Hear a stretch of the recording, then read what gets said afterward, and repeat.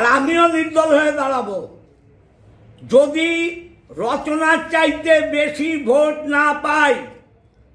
আমি ন্যাড়া হয়ে মাথা সারা হুগলি জেলা ঘুরে বেড়াবো না। রচনা এসে মমতা ব্যানার্জির, অভিষেক ব্যানার্জির সাজানো বাগান আজ ধ্বংস করে দিল। দেখুন, হুগলির চুঁচুড়ায় তৃণমূল কংগ্রেসের অন্দরে গোষ্ঠীদ্বন্দ্ব প্রকাশ্যে এলো রবিবার সকালে। দলের সাংসদ রচনা বন্দ্যোপাধ্যায়কে সরাসরি ওপেন চ্যালেঞ্জ ছুড়ে দিলেন চুঁচুড়ার তৃণমূল বিধায়ক অসিত মজুমদার। এদিন শহর তৃণমূলের পক্ষ থেকে প্রার্থী দেবাংশু ভট্টাচার্য সমর্থনে একটি মিছিলের আয়োজন করা হয়। অভিযোগ, সেই মিছিলে আমন্ত্রণ জানানো হয়নি বিধায়ক অসিত মজুমদারকে। এরপরেই সাংবাদিক বৈঠক করে ক্ষোভ উগরে দেন তিনি। অসিত মজুমদারের দাবি, তাদের উপর মানুষের বিশ্বাস নেই, তাদের উপর আস্থা নেই, তাদের উপর ভালোবাসা নেই। তৃণমূল কংগ্রেসের জন্ম থেকে কেষ্ট মুখার্জি, আকবর আলী খন্দকারের পর তপন দাশগুপ্ত প্রেসিডেন্ট, তারও আস্থা নেই।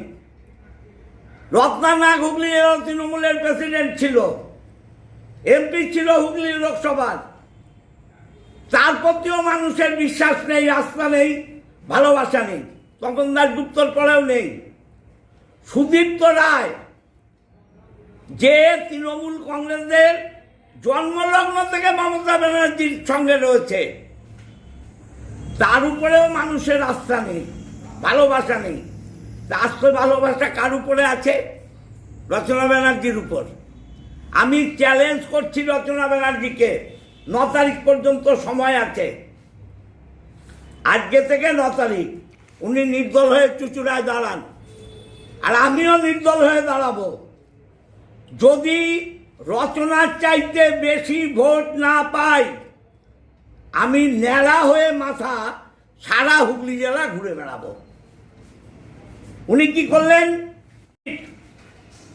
হুগলি জেলায় মধ্যে আমাদের বড় পৌরসভা চন্দননগর কর্পোরেশন বাদ দিলে, সেখানে ওনাকে ছাড়াই কিন্তু আমরা 30টার মধ্যে 29টা জিতেছিলাম। ওনাকে দরকার হয়নি। বিধায়ক এলাকা উন্নয়ন তহবিল এবং সংসদ এলাকা উন্নয়ন তহবিল, তাতে যে টাকা খরচ হলো তার একটা নেমপ্লেট করতে হয়। ভারতবর্ষের সাংবিধানিক আইন যে কত টাকা খরচ হলো, আমি একটা হাইমার্কস লাগালাম। হাইমার্কসের নিচে বিধায়ক এলাকা উন্নয়ন তহবিল অসিত মজুমদারের কত টাকা সেটা লেখা থাকে। আপনারা দেখুন তো, কোনো স্মার্ট ক্লাস বলুন, এই যে হসপিটালে কি একটা ওপেন করলো, বড় করে গেট মেট হাবি যাবি।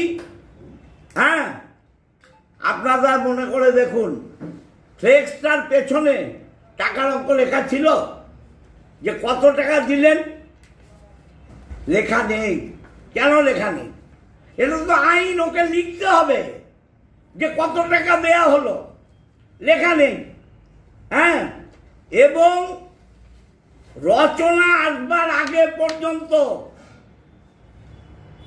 2011-র পর 2021 পর্যন্ত চুঁচুড়ায় তৃণমূলের কোনো গ্রুপ ছিল না। রচনা এসে